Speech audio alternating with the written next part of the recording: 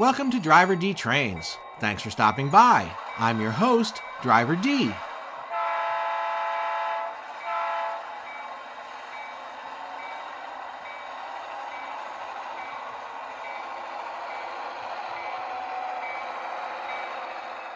Our conductor and brakeman, Scratchy-C, is currently taking a break.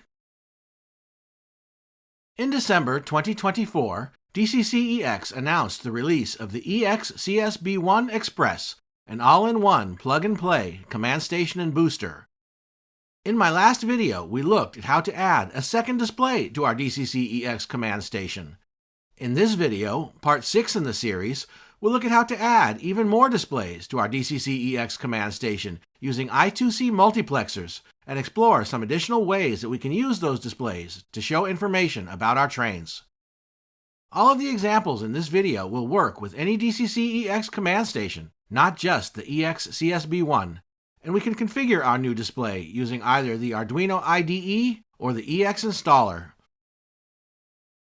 Be sure to check this video's description for links to my other videos, as well as the various websites and products I mention here.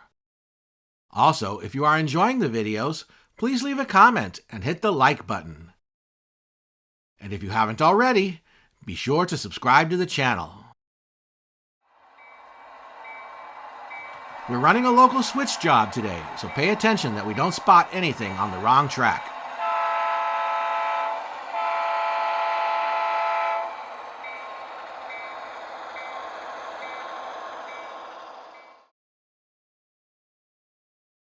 Add a display to DCC-EX using an I2C Multiplexer. Now that we've learned how to add a second display to our DCC-EX command station, let's add more using an I2C Multiplexer. For this discussion, I will assume that you already have one or more displays attached to your DCC-EX command station and are familiar with how to add additional I2C displays to the command station. If not, be sure to watch the prior video number 8E, Add a second display to our DCC-EX command station. Here is our switch list for today. For this video, we'll start with the basic question of what is a multiplexer, and look at two different types of I2C multiplexers that we might want to use with DCC-EX.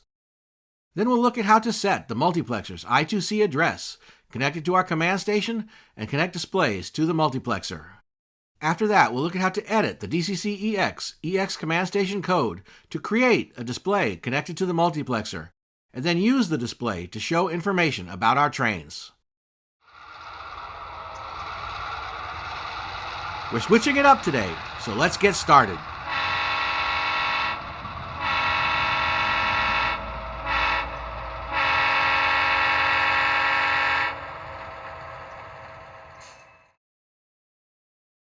Add a display to DCC-EX using an I2C Multiplexer. What is a multiplexer? In the last video, we learned how to connect additional I2C displays to our DCC-EX command station. We also learned that generally speaking, every I2C device must have its own I2C address. However, we also discovered that most OLED displays only offer two choices for their I2C address, and some only offer one. While LED displays typically offer 8 addresses to choose from, both LED and OLED displays require some tricky soldering to change their I2C addresses. We can get around these limitations and complications by using an I2C multiplexer. A multiplexer, or MUX for short, is an electronic selector switch which allows us to connect a single device on one side of the switch to multiple devices on the other side of the switch, and then select which of those devices we want to use at any given time. We can think of a multiplexer as a kind of electronic telephone switchboard that allows a device, our DCC-EX command station in this case, to place calls to other devices connected to it. In our case, we will use an I2C multiplexer, which will allow us to connect our command station's I2C bus to several other I2C buses connected to the multiplexer, each of which could have one or more devices connected to it. In the last video, we talked about some of the limitations of having multiple devices with the same I2C address on a single I2C bus. Essentially, the I2C bus is like an old-fashioned telephone party line, with everyone sharing the same service. An I2C multiplexer allows each device to have its own private line. The advantage to this is that we can use multiple I2C devices with the same I2C address, and as long as they each have their own connection to the multiplexer, they will all work independently. For our displays, this means that we can use multiple displays with the same I2C address and show different information on each display. An I2C multiplexer will work with any I2C devices, including I2C sensors, turnout and servo controllers, GPIO expanders, and more. But for today's video, we will focus on using an I2C multiplexer to add additional displays to our DCC-EX command station. Types of I2C multiplexers. Generally speaking, most I2C multiplexers commonly found in the maker community are based on the same family of chips from Texas Instruments. This family includes the TCA-9548A and PCA-9548A 8-channel multiplexers, and the TCA-9544A and 46A and PCA-9544A and 46A 4-channel multiplexers. They all work the same for our purposes. The only difference between the TCA and PCA versions is that the TCA chips can run at a lower voltage than the PCA chips, but our command stations run at higher voltages, so that doesn't matter. DCC-EX is generally compatible with any multiplexers that use these chips or their equivalent. It is actually possible to purchase the bare multiplexer chips, but we will look at the available options for pre-assembled breakout boards that feature these chips along with pull-up resistors and pin headers or connectors. The first option is to purchase a standard breakout board with pin headers. These are sold by countless vendors, but all look the same and are probably based on the Adafruit design from 2015. We can purchase these for about $1 each in bulk, or can buy 5 for the same price as one. If we look carefully on Amazon, we can even find a helpful review. One thing to note about the breakout boards is that, as with the OLED displays we looked at in the last video, we need to solder on our own pin headers if we want to use jumper wires to connect them, or else solder our wire connections directly to the boards. Also, the breakout boards only route the I2C SDA data and SCL clock lines through the board, not the ground and VCC lines. We will need to wire those up to our I2C displays or other devices separately. The other option is to use an Adafruit Stemma Quick I2C multiplexer, which mounts the I2C chip on a breakout board fitted with Stemma QT quick connectors. These are more expensive than the basic breakout boards, but don't require any soldering on the multiplexer if we use Stemma Quick cables. The other nice thing about these boards is that they route the ground and VCC through the boards to the Stemma Quick cables, so we don't need to wire those up separately. The Adafruit Stemma Quick multiplexers are available in 2 sizes, one with 4 connections, which comes in a very compact package, and one with 8 connections. The 8-channel board also features a 3.3 volt voltage regulator, which can be handy if we want to connect 3.3 volt I2C devices to our 5 volt Arduinos. In addition to Adafruit, SparkFun also makes an 8-channel I2C multiplexer with quick connectors.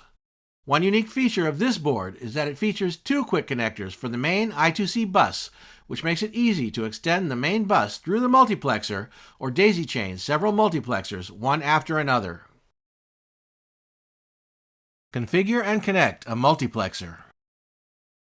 Once we have selected a multiplexer, we will want to connect it to our DCC-EX command station and then connect our I2C devices to it. However, before we do that, we may want to change the multiplexer's I2C address. As with other I2C devices, I2C multiplexers have an I2C address, and each multiplexer must have its own unique I2C address. The default address for the multiplexers we will look at today is hexadecimal 0x70. If we only plan to use one multiplexer, we won't need to change its address. However, if we want to use more than one multiplexer, we will need to change some of their addresses so that each multiplexer has a different address. We can change the I2C address on our multiplexer the same way we change the I2C address on LCD displays, which we learned how to do in the last video. Depending on the multiplexer, there are either 3 pins or solder pads marked A0, A1, and A2. while the solder pads on the LCD displays subtracted from the default I2C address, on the multiplexer they add to the address. So if we use pin or pad A0, the address will increase by 1. If we use A1, the address will increase by 2. And if we use A2, the address will increase by 4. By using combinations of A0, A1, and A2, we can change the multiplexer's I2C address from the default 0x70 to anything from 0x71 to 0x77. For multiplexers that have solder pads for setting the I2C address, such as the multiplexers with the stemma quick connectors, we simply solder across the pads to make the change. For the more typical multiplexer breakout boards that rely on header pins, we jumper the A0, A1, or A2 pins to the I2C, VCC, or VIN voltage line. To do this, we will either need to make our own splitter cable, assuming that we have soldered jumper pins to the multiplexer, or use something like the I2C breakout boards we looked at in the last video. There are also mini breadboards available which might work well for this type of application. Once we have set our I2C multiplexer's I2C address, or decided to use the default address, we are ready to connect the multiplexer to our DCC-EX command station. The multiplexers are compatible with both 5-volt Arduino microcontrollers and 3.3-volt ESP32-based microcontrollers. For multiplexers that have stemma quick connectors, we simply connect a suitable stemma cable to the input port on the multiplexer, which is the connector socket at one end of the board. We then connect the other end of the cable to our DCC-EX command station. If we are using the DCC-EX EX-CSB1 Express, we can use a cable with stemma quick plugs on each end and plug the other end into the stemma quick connector on the EX-CSB1. Otherwise, we can use a cable with a stemma quick plug on one end and female DuPont jumper connectors on the other end and connect them to one of the sets of I2C pins on our command station. Remember that the standard wire colors on the stemma quick cables are black for ground, red for VCC, blue for SDA data, and yellow for SCL clock. For multiplexer breakout boards, assuming that we have soldered jumper pins to them, we will connect them to our command station just like any other I2C device, using jumper cables to connect the VIN, GND, SDA, and SCL pins on the multiplexer to the same pins on our DCC-EX command station's I2C bus. On the multiplexer, these pins are the first 4 pins located on the upper left side of the board and are clearly labeled. Once we have connected the multiplexer to our DCC-EX command station, we are ready to attach our I2C devices, displays in this case, to the multiplexer. Again, the way that we do this depends on whether we are using a multiplexer with stemma quick connectors or a multiplexer breakout board with jumper pins. If we are using a multiplexer with stemma quick connectors, we simply connect a stemma quick cable to our display and plug the stemma quick plug into one of the connector sockets on the multiplexer. Which one we plug into doesn't matter, but we will want to note the number of the connector we used because we will need this later in the video when we configure the EX command station code to use the multiplexer. The stemma quick connector socket number is printed on the board next to the socket.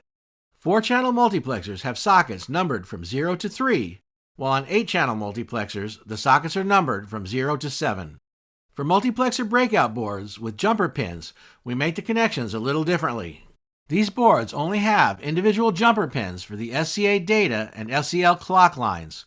If we look at a typical multiplexer with 8 channels, we will see these are labeled in pairs from SD0 for data and SC0 for clock to SD7 for data and SC7 for clock.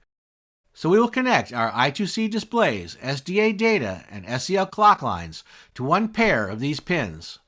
Again, it does not matter which pair of pins on the multiplexer we use, but they must have the same number. So if we connect our SDA line to SD0, we will also need to connect our SCL line to SC0, and so on. However, we will need to connect the display's GND ground and VCC voltage lines to the I2C bus some other way, because there are not individual GND and VCC pins on the multiplexer. Again, we can use an I2C breakout board, a mini breadboard, or make our own splitter cables based on our preference. One other important thing to note about the way that I2C multiplexers function is that they work by temporarily connecting and disconnecting the devices attached to them to the main I2C bus. This allows for multiple devices with the same I2C address connected to different ports on the multiplexer to function independently, because only one device at a time will be connected to the main I2C bus. However, because the multiplexer is still connecting each device to the main I2C bus, even though only intermittently, this means that we still have the restriction that we cannot have any devices on the multiplexer with the same I2C address as any devices connected directly to the I2C bus. So we need to make sure that the main display connected to our DCC-EX command station has a different I2C address from any of the displays we connect to the multiplexer.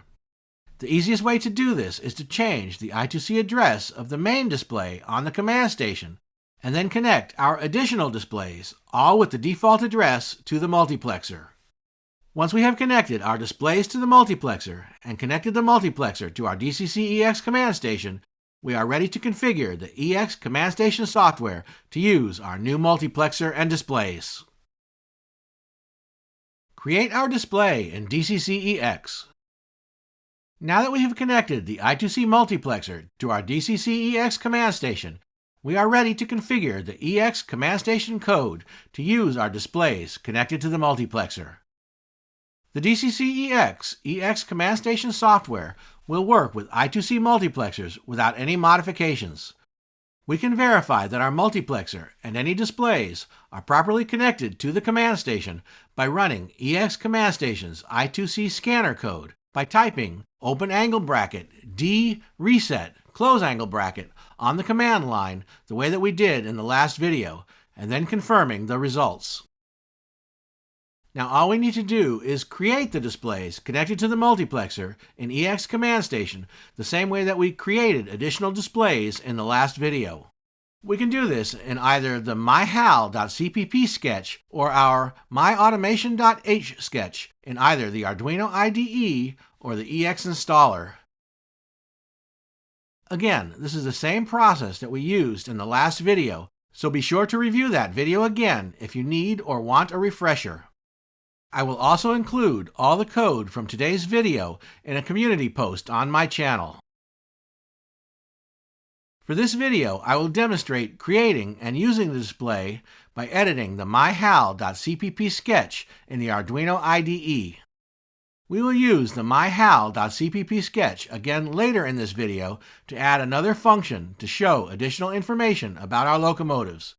We could just as easily edit the sketch in EX installer, but I find the code easier to read in the Arduino IDE.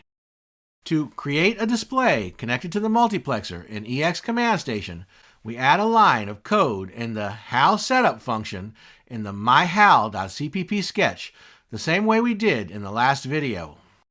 We will need the following information about our display: whether it is an LCD or OLED display, its resolution, its I2C address, and which port it is connected to on the multiplexer. Remember, we can confirm the I2C address and the multiplexer port in the I2C scanner. We will also need to decide what screen number we want to assign it from 1 to 242.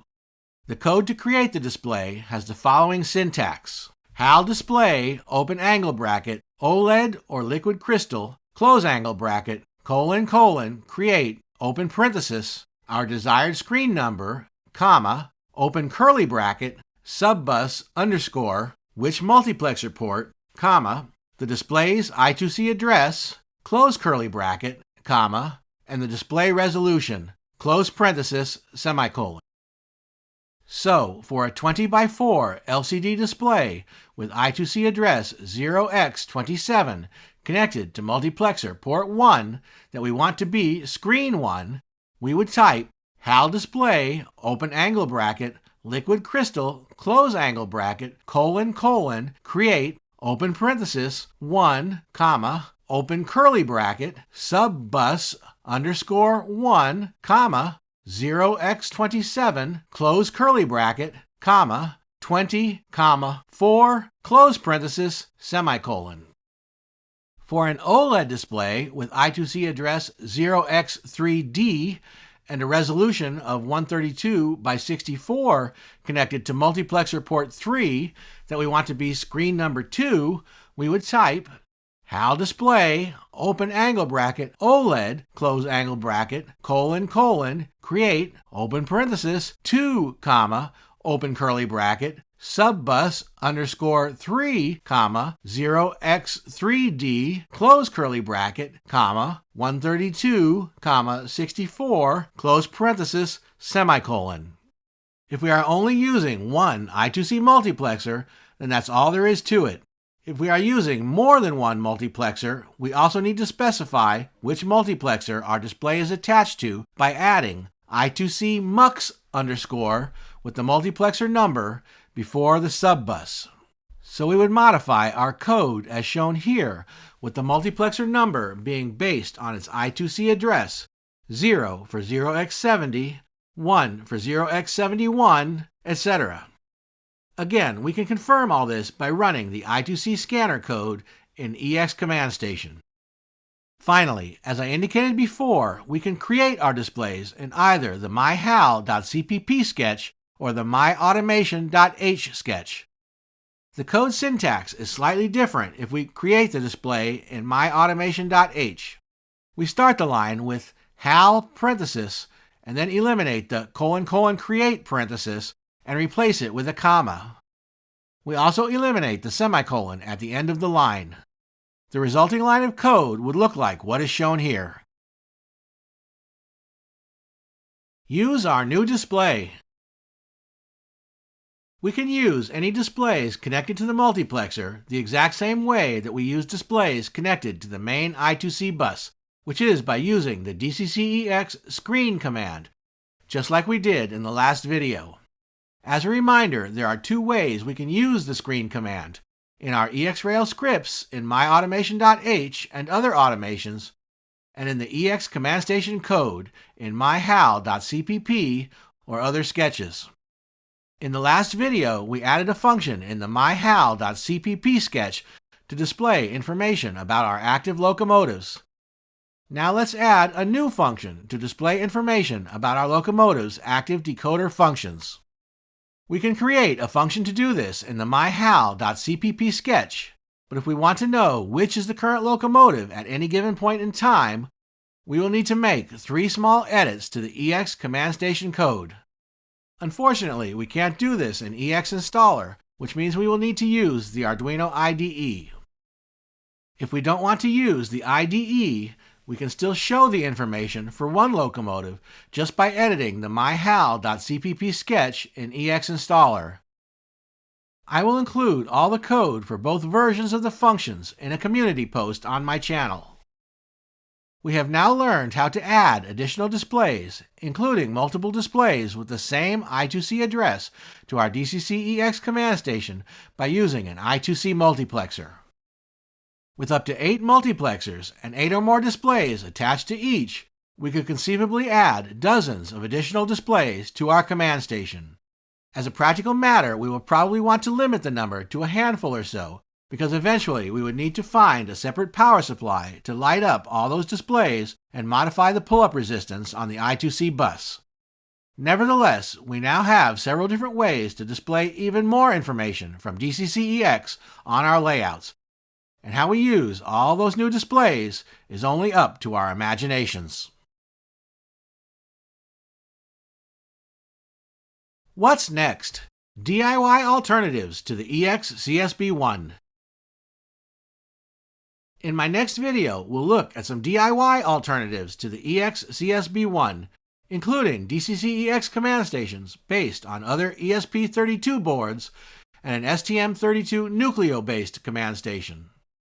Be sure to subscribe to the channel so you don't miss any upcoming videos, and check this video's description for links to my other videos, including my video series on assembling a DCC-EX command station and my series on using JMRI's Decoder Pro app to control our trains.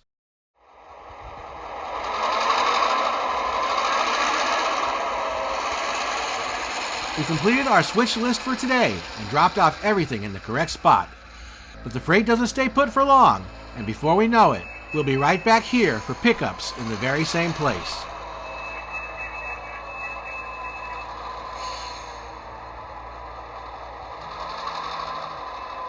Until then,